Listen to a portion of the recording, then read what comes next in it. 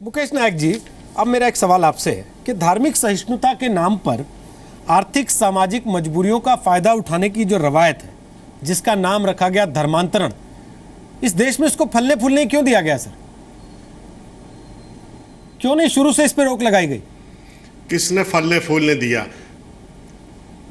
मैं एक बात कहना चाहता हूं कि जोर जबरदस्ती से बलपूर्वक धर्म परिवर्तन कराना ये तो संविधान के खिलाफ है, कानून के खिलाफ है और भारतीय जनमानस की भावना के खिलाफ है। इसके बाद कोई जिस धर्म में रहना चाहे अपनी इच्छा से, उसकी इच्छा है, वो भी उसका संवैधानिक अधिकार है, कानूनी अधिकार है। मैं ये कहना चाहता हूँ कि भारत में FCRA का जो कानून है उसके रिन्यूअल के लिए हर 5 वर्ष में समीक्षा होती है। ये देखा जाता है कि जिस उद्देश्य के लिए फंड दिए गए हैं वो उद्देश्य के लिए ये पैसे खर्च कर रहे हैं या नहीं कर रहे हैं, नियम के अंतर्गत आता है या नहीं आता है। और FCRA में जिन NGOs का रजिस्ट्रेशन होता है उनके अकाउंट्स भी FCRA में के तहत ही बैंक में रजिस्टर्ड होते हैं। उसकी बिल्कुल मॉनिटरिंग होती है, उसकी देखरेख होती है, उसका ऑडिट होता है। इसलिए इसका ऑडिट प्रॉपरली होना चाहिए, इसकी देखरेख प्रॉपरली होने चाहिए। सर ये बताइए 1950 से अब तक कितनों का ऑडिट प्रॉपरली हुआ और कितनों की दुकानें बंद की गई? तो 1950 से 2014 तक कितनों का ऑडिट हुआ और कितनी दुकानें बंद हुई? नहीं, बहुत सारे NGOs को इसमें वेन किया गया। सर कितने? बहुत सारे NGOs को वेन किया गया। अभी संबित पात्रा जी ने स्वयं बताया। कितने? कोई नाम याद है आपको? अभी मैं रोहित जी आपसे एक प्रतिप्रश्न करना चाहता हूं कि धर्म परिवर्तन की कितनी शिकायतें 2 सालों में हुई हैं, जरा इसकी डेटा हमें बता दें। कितने लोगों ने शिकायत की है कि बलपूर्वक उनका धर्म परिवर्तन कराया गया? एक बात। दूसरी बात, अगर ये कहते हैं कि कोई संस्था बलपूर्वक धर्म परिवर्तन करा रही है तो ये सरकार सो रही है क्या 2 साल से? ये इनको कार्रवाई करना चाहिए, कानून के अंतर्गत उन्हें लेना चाहिए, सख्त कार्रवाई करना चाहिए। इसके लिए इन्हें कौन रोक रहा है? अब तो इनकी सरकार है सर, इन्हें कार्रवाई करना चाहिए। FCRA के कानून है, नियम है, मैं एक ऐसे विषय पर चर्चा कर रहा हूं सर जो आपके देश के, हमारे देश के सामाजिक सांस्कृतिक ताने बाने को निशाना बना रहा है और आप उसको राजनीतिक नफे नुकसान की दिशा में ले जाना चाह रहे हैं। मैं चाहता हूं सर कि आप थोड़ा देश की भलाई के हिसाब से सोच लें। आप तो रामकथा करते हैं ना सर, फिर भी आपको यह पता नहीं लगता कि आपके धर्म के कितने लोग छोड़ के चले गए और किन कारणों से गए? नहीं जानते आप ये बात? जहां आप रहते हैं मध्य प्रदेश में, वहां कितने कन्वर्जन होते हैं, आपको नहीं पता क्या? रोहित जी, कोई किसी भी धर्म को मानना चाहे उसको आजादी है। कानून ने, संविधान ने उसको अधिकार दिया है। पूरी दुनिया में केवल संविधान ने यह नहीं कहा ना मैं धर्म कि परिवर्तन आप के खिलाफ लालच देकर किसी को दूसरे धर्म में लेकर जाएं। संविधान ने यह छूट नहीं दी कि जिन लोगों ने 200 साल तक आपके देश को गुलाम बना के रखा, आपकी संस्कृति को, आपकी धार्मिक मान्यताओं को छिन्न भिन्न किया, फिर उन्हीं लोगों को आप छूट दे दे कि वो आपके देश में आकर लालच देकर आपके लोगों को अपने धर्म के लिए बरगलाएं। यह तो संविधान ने छूट नहीं दी। रोहित जी, जिन लोगों ने भारत को गुलाम बना के रखा उनको भारत से भगाने का काम कांग्रेस पार्टी ने किया, स्वतंत्रता संग्राम बस ये आपको याद है, लेकिन ये नहीं बता सके आप कि आप जिस कानून का उदाहरण दे रहे हैं उस कानून के तहत आपने कितने NGOs को बैन कर दिया था या कितने NGOs के अकाउंट आपने सील कर दिए? ये नहीं आप बता पाए, उल्टे प्रतिपक्ष में चले गए। मैं सवाल पूछ रहा हूं सर, मेरा सवाल ये है राकेश सिन्हा जी, राकेश जी, मेरा सीधा सवाल ये है कि अगर धर्म का इस्तेमाल राज्य के विस्तार के लिए किया जा रहा है, जहां धर्म का इस्तेमाल राज्य के विस्तार के लिए किया जा रहा हो राकेश सिन्हा, उसे आतंकवाद की संज्ञा क्यों ना दी जाए? जब बगदादी ये कहता है कि हम खिलाफत करेंगे और मैं खलीफा हूं, तो पूरी दुनिया उसको आतंकवादी कहती है।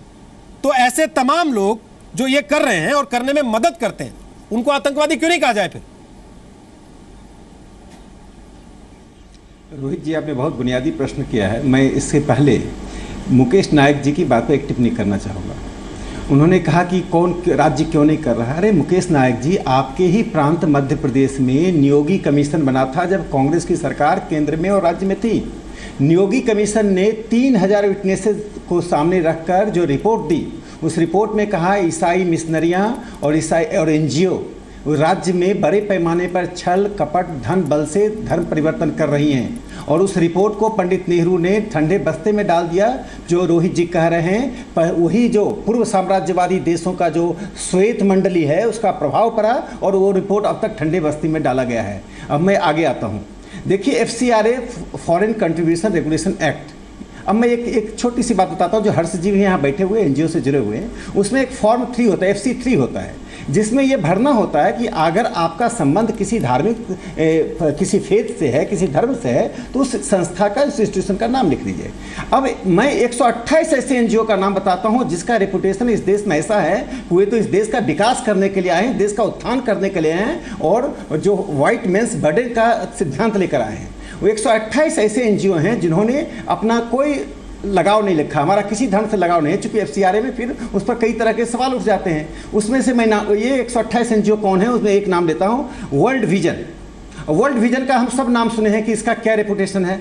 वर्ल्ड विजन का वेबसाइट पर जाइए, मैं कोई आरोप नहीं लगा रहा, अभी वर्ल्ड विजन के गूगल सर्च में वेबसाइट पर जाइए, वो वेबसाइट पर लिखते हैं क्रिश्चियन ह्यूमैनिटेरियन ऑर्गेनाइजेशन, और FCRA में लिखते हैं हमारा किसी धर्म से संबंध नहीं है। अब दूसरा संगठन का मैं नाम लेता हूँ, कार्टिस्ट इंडिया।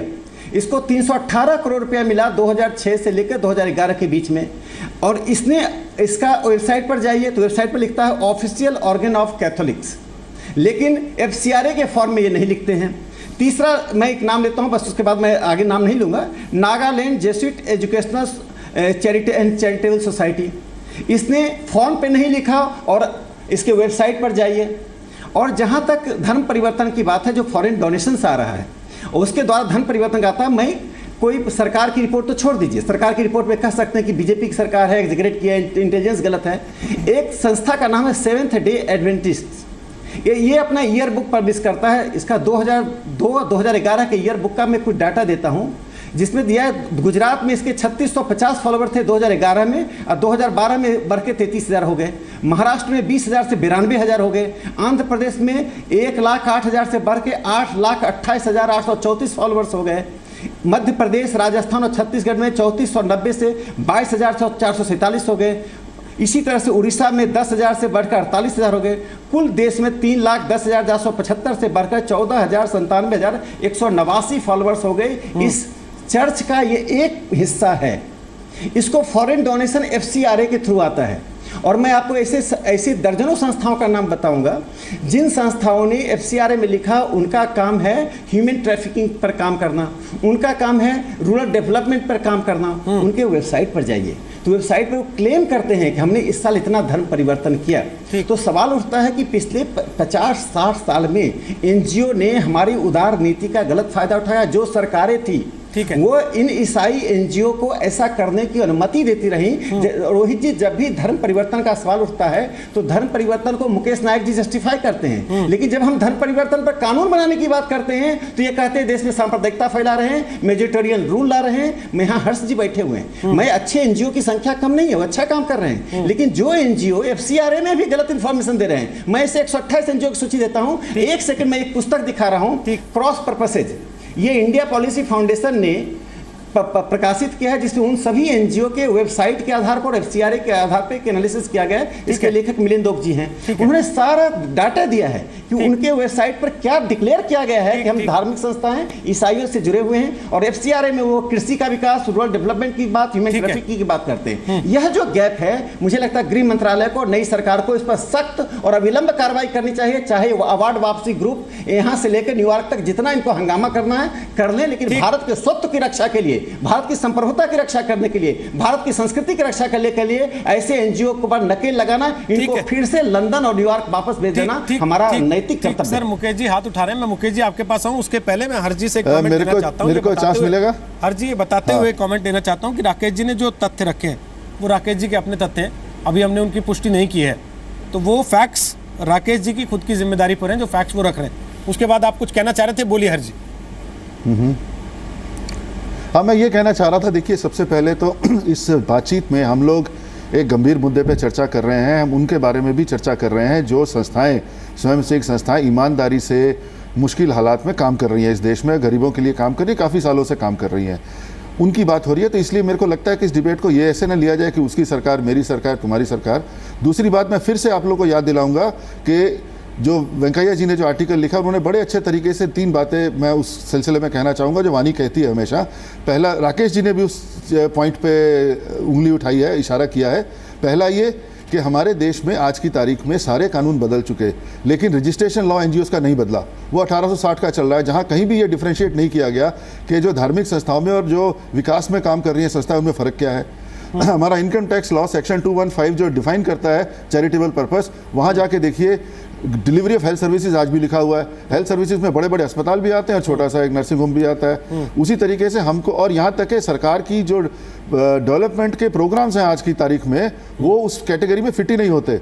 और तीसरी बात मैं कहूँगा, जहाँ तक FCRA का सवाल है, FCRA में भी आप ये देखिए कि एक ये ऐसा लॉ है जो कि रिस्ट्रिक्टिव लॉ है, ये सिक्योरिटी का लॉ है, और ये देश का अकेला लॉ है जो कि एक होम मिनिस्ट्री इसको लगाती है, जिसके की इंफॉर्मेशन गार्डेड रहती है। अभी तक जो 18 संस्थाओं की आप जो बात कर रहे थे, अभी तक ये कहा जा रहा था, सुनिए मेरी बात कंप्लीट बदलाव से आगे चला गया ना सर के बारे में सर, मामला FCRA में बदलाव से काफी आगे चला। मामला ये हो गया कि विदेश से आप पैसा लेते हैं धर्म परिवर्तन के लिए, और यहाँ उसको प्रस्तुत करते हैं कि हम विकास के काम कर रहे हैं। FCRA साफ साफ कहता है ना कि आप जिस काम के लिए पैसा ला रहे हैं वो बताइए क्लियरली। हाँ, मैं वही कहना चाह रहा हूँ। जब से FCRA बना है आज तक कभी भी सरकार ने एनजीओस के साथ बातचीत नहीं की है इस सिलसिले को लेके।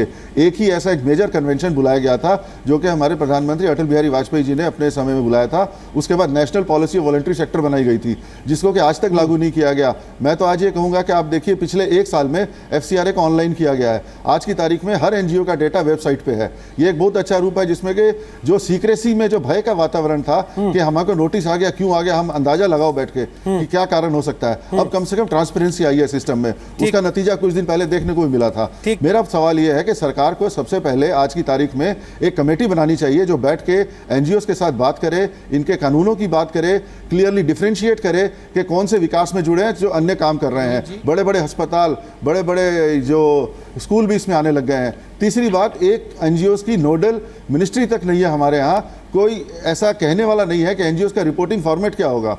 25 तरह के फॉर्मेट चल रहे हैं आजकल, और हर जो उठता है एनजीओ के बारे में कुछ भी कहता है, सबको एक रंग में रख दीजिए। भाई ये तो सारा का सारा सुनवा ही ऐसा है। मैं उसके खिलाफ हूँ। संपत जी की बात में जो सरकारी लाल फीताशाही है, उससे थोड़ी सी छूट हो जाए, वो नॉन गवर्नमेंट ऑर्गेनाइजेशन हो, उसमें भी आप चाहते हैं कि गवर्नमेंट का होल्ड उस तरीके से हो जाए, तो फिर वो एनजीओ कहाँ रह जाएगी, फिर तो सरकारी एजेंसी बन जाएगी। मैं वापस आता हूं सर आपके पास, आप विस्तार से ब्रेक के बाद अपनी बात रखिएगा इस पहलू। आप कह रहे हैं कि बहुत सी गैर सरकारी संस्थाएं, स्वयंसेवी संस्थाएं इस देश में खुलकर काम कर रही हैं और अच्छे काम भी कर रही हैं। राष्ट्रीय स्वयंसेवक संघ अपने आप को स्वयंसेवी संस्था कहता है, सामाजिक संगठन कहता है, लेकिन इस देश में सरकारी नौकरी पाने के लिए आज ही का उदाहरण है राजस्थान का कि आपको पहले फॉर्म भर के देना पड़ता है कि मेरा संघ से कोई ताल्लुक नहीं है। और ये तब है जब इस देश का प्रधानमंत्री और उसकी पूरी कैबिनेट बड़े गर्व से कहती है कि हम राष्ट्रीय स्वयंसेवक संघ के स्वयंसेवक हैं। ये एक उदाहरण है। और दूसरी तरफ वो सारे एनजीओज जिन पर आरोप है कि वो विदेश से पैसा लेते हैं, धर्म परिवर्तन का काम करते हैं यहां पर, उनको इस देश में विकास की जिंदा मिसाल की तरह पेश किया जाता है। किस तरीके के विरोधाभास के बीच हम लोग इस देश में चल रहे हैं।